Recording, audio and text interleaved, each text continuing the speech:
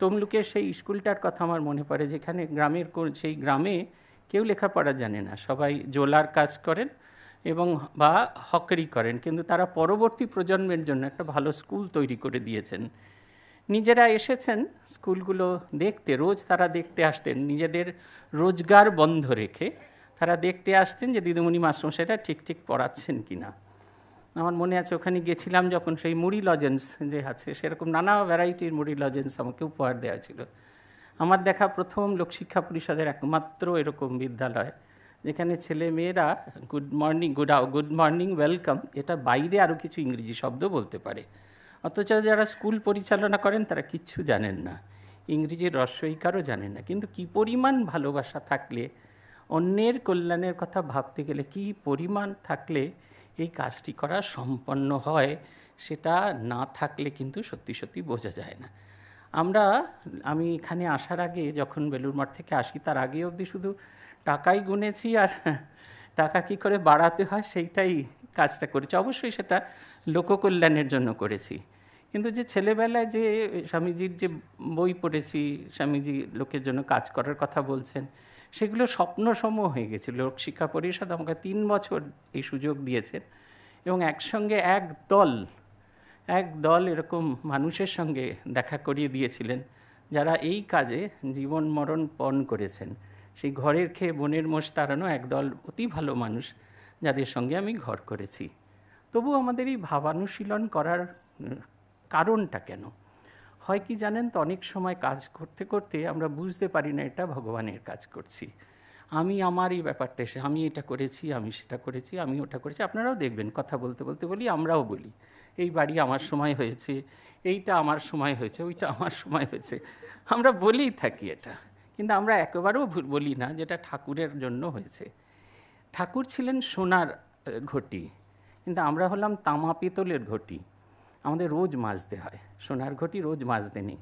এই ভাবানুশীলন করার মূল উদ্দেশ্য হচ্ছে নিজের ভেতরের মানুষটাকে রোজ রোজ একটু করে মাজা। আমাদের চেতনানন্দজি মহারাজের একটা লেখায় পড়েছিলাম, কেন রোজ পড়াশোনা করতে হয়, মনের কেন চর্চা করতে হয়। তার কারণ হচ্ছে, উনি বলেছিলেন যন্ত্র যদি দীর্ঘদিন ব্যবহার করা না যায় তাহলে সেই যন্ত্রে মরচে পড়ে যায়, সেই মরচে পড়া যন্ত্র দিয়ে কোনো কাজকর্ম হয় না। তাই যন্ত্রেতে তেল দিতে হয়, মাঝে মাঝে ব্যবহার করতে হয়। ঠিক সেই রকম মনের যদি চর্চা না করা হয় তাহলে মনে দুর্গন্ধ হয়, সেই মনে কোনো ভালো কিছু কাজ করা যায় না। আর পূজনীয় ভূতেশানন্দজি মহারাজ ভাবপ্রচার পরিষদের একটি সম্মেলনে একটি ভারী সুন্দর কথা বলেছিলেন, সেটা হচ্ছে ভাব সংশুদ্ধি। আমরা যে ভাবটা নিয়ে কাজ করতে চাই সেটা যদি শুদ্ধ না হয় তাহলে আমাদের কাজগুলো কিন্তু ঠিকঠাক মতো হয় না। এইটা হচ্ছে কথা। আর আমরা তো অনেককে ধরতে পারি না, ঠাকুরকে ধরা তো ভীষণই কঠিন। কেশবচন্দ্র সেন দেখা করতে আসার আগে তার 3 জন চেলাকে পাঠিয়েছিলেন ঠাকুরের সঙ্গে দেখা করে অ্যাসেস করার জন্য। আমরা যেরকম রিলিফ করার আগে সার্ভে করি সেরকম পাঠিয়েছিলেন। তারা এসে দেখে তো খুব হতবাকি, লোককে তো অ্যাসেস করাই যাচ্ছে না। কখনো শিব শিব বলে সমাধিস্থ হয়ে যায়, কখনো মা মা করে নাচে, কখনো হরিনাম সংকীর্তন করে, কখনো কোনো কিছু আধার ছাড়াই একেবারেই সম্পূর্ণ সমাধিস্থ হয়ে যায়। তারা একদিন বললেন, যাওয়ার দিন বললেন, আপনার সব ভাবটাপগুলো জানেন তো সব ভালো, কিন্তু আপনার গুরুকরণ করা হয়নি, সেই কারণে আপনি পথে যাচ্ছেন না। আপনি মহাত্মা কেশবচন্দ্রের কাছ থেকে মন্ত্র দীক্ষা নিন। আর এটি শুনে ঠাকুর খুব হাসলেন এবং একটি গান গেয়েছিলেন, আমার কি ফলের অভাব, আমি রামকল্পতরু বৃক্ষ মূলে থাকি, চারি ফল, যখন যে ফল চাই তখন সে কুড়িয়ে থাকি। এখন যারা এসেছিলেন তারা এই কথাটারও অ্যাসেস করতে পারলেন না। তারা কথাগুলো একদম টোটো মনে করে গিয়ে কেশবচন্দ্র সেনকে বললেন। ওই দিন সন্ধেবেলা কেশবচন্দ্র সেন এলেন। তত্ত্বদর্শী, অত্যন্ত প্রাজ্ঞ ছাড়া শ্রীরামকৃষ্ণকে ধরা অত্যন্ত কঠিন। মাকে সহজেই ধরা যায়, মনে হয় আমাদের সহজে ধরতে পারি, কিন্তু তাও তিনি সবসময় অধরা। তিনি তার কিছুতেই তার আসল দৈবী সত্তাকে আমাদের কাছে প্রকাশ করেন না। তাই তিনি আমাদের মাই থেকে যান।